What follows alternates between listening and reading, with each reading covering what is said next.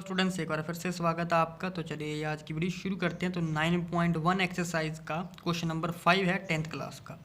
A kite is flying at height 60 metre. एक kite है जो 60 मीटर ऊंचाई के ऊपर बेटा उड़ रही है अब ग्राउंड से ऊपर। तो स्ट्रिंग जो है अटैच हो रही है काइट के साथ temporarily tied to a point on the ground. तो जो धागा है बेटा काइट का वो टेम्पररी तौर पर एक तरीके से बेटा टाइट है बेटा ग्राउंड के साथ। तो एंगल ऑफ जो इंक्लाइनेशन है बेटा वो है बेटा 60 डिग्री का दे रखा है, ग्राउंड के साथ बना रहा है। तो लेंथ ऑफ वो स्ट्रिंग, तो स्ट्रिंग की लेंथ फाइंड आउट करनी है। ठीक है जी। तो इसकी भी रफली हम बेटा क्या कर ले डायग्राम बना लेते हैं। तो लेट्स से कि ये जो काइट है, ठीक है, वो 60 मीटर ऊंची हाइट के ऊपर उड़ रही है। तो ग्राउंड के साथ जो एंगल ऑफ इंक्लाइनेशन बना रहा है बेटा वो बना रहा है बेटा कितना 60 डिग्री का। ठीक है जी। तो ये वाली जो लेंथ है, ये यहाँ पर बेटा काइट है ज़मीन से 60 मीटर की ऊंचाई के ऊपर उड़ रही है। तो ये वाली लेंथ है जो स्ट्रिंग की धागे की ग्राउंड के साथ और काइट के साथ अटैच है, उसकी लेंथ फाइंड आउट करनी। लेट्स से वो है एक्स, ये सी आ जाएगा, ये आ जाएगा B. Let's say this is point A. तो अगेन हमें ये वाली लेंथ फाइंड आउट करनी है और ये 60 दे रखा है। तो हमें ऐसी ट्रिग्नोमेट्रिक रेशियोज ढूंढनी है जिसमें परपेंडिकुलर अपॉन हाइपोटेनस आ रहा है। ठीक है जी।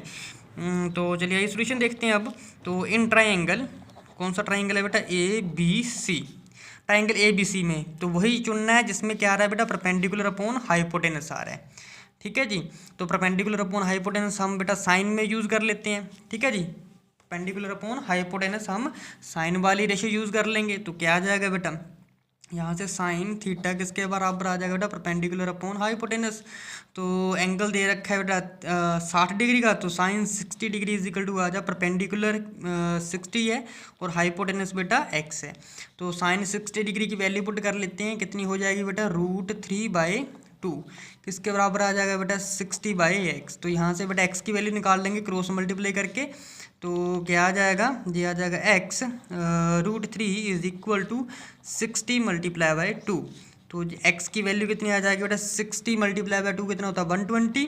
तो 120 डिवाइडेड बाई √3। ठीक है जी। तो यहाँ से रैशनलाइज कर लेंगे √3, ये भी आ जाएगा √3। तो √3 का स्क्वायर आ जाएगा। ठीक है जी। तो ऊपर क्या चीज़ बन जाएगी हमारे पास x इक्वल टू 120 √3, नीचे आ जाएगा 3। तो ये आ जाएगा बेटा 40। तो यहाँ से हमारे पास जो x की वैल्यू आएगी 40√3 मीटर लेंथ आ जाएगी धागे की। ठीक है जी। तो चलिए नेक्स्ट क्वेश्चन देखते हैं बेटा हम। 1.5 metre tall boy standing at a some distance from 30 metre tall building. तो 1.5 मीटर जो है जो हाइट है बेटा एक बॉय की, जो कि 30 मीटर की दूरी पर खड़ा हुआ है बिल्डिंग से। ठीक है जी। कितने मीटर की दूरी पर खड़ा हुआ है बेटा 30 मीटर हाइट, सॉरी 30 मीटर, हाँ इतनी हाइट दे रखी है बेटा। तो एंगल ऑफ जो एलिवेशन है बेटा कहाँ से, आँखों के साथ, बॉय की जो आँखें हैं बेटा वहाँ से लेकर एंगल ऑफ जो एंगल है इंक्लाइनेशन का, एलिवेशन का बेटा वो इंक्रीज कर रहा है 30 से 60 जैसे जैसे वो बिल्डिंग की तरफ जा रहा है। तो कह रहा है कि डिस्टेंस फाइंड आउट करो जैसे वो वॉक कर रहा है बिल्डिंग के टुवर्ड्स। ठीक है जी। तो वो फाइंड आउट करना है। तो इसके लिए करेंगे क्या, ये है लेट्स से ये है बेटा हमारे पास टोटल हाइट बिल्डिंग की कितनी है बेटा 30 मीटर। ठीक है जी। तो इसके सामने एक 1.5 मीटर वाला एक लड़का खड़ा हुआ है जिसकी हाइट 1.5 मीटर 1.5 मीटर है। ठीक है जी। तो यहाँ से लेकर बिल्डिंग के टॉप तक का जो एंगल है वो बना रहा है। लेट्स से ये यहाँ से लेकर यहाँ तक ग्राउंड है। तो जितनी हाइट ये होगी बेटा उतनी ही यही होगी। ठीक है जी। तो ये एंगल बना रहा है बेटा 30 डिग्री का। तो जैसे जैसे ये वाला बॉय यहाँ से सी पॉइंट से लेकर जैसे जैसे आता है यहाँ इस पॉइंट तक, लेट्स से ये पॉइंट है डी, तो वैसे वैसे एंगल भी इंक्रीज हो रहा है 60 डिग्री का। ठीक है जी। तो यानी कि ये वाई पहले यहाँ था फिर ये यहाँ पर आ गया, यानी कि इसे मान लेते हैं बेटा पॉइंट ए, ये आ गया हमारे पास पॉइंट बी। ठीक है जी। जे सी जे डी, जे लेट से ई हो जाएगा और जे एफ जे जी। ठीक है जी। तो जितनी जे होगी उतनी ही जे होगी। ठीक है जी।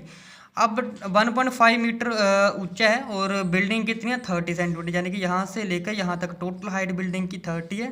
तो हमें करना है क्या बेटा, सबसे पहले यहाँ से लेकर यहाँ तक की हाइट निकालनी है। ठीक है। तो आँखों तक बिल्डिंग से कितनी हाइट है। तो टोटल 30 में से बेटा हम क्या करेंगे 1.5 मीटर माइनस कर देंगे, तो बाकी कितना बचा है बेटा 28.5। तो ये हाइट आ जाएगी यहाँ से लेकर यहाँ तक, ओनली बिल्डिंग तक। ठीक है जी, ये यहाँ तक आ गई। अब यहाँ से बेटा हमने दो ट्राइंगल लेने, एक ए सी बी, एक लेना ए डी बी।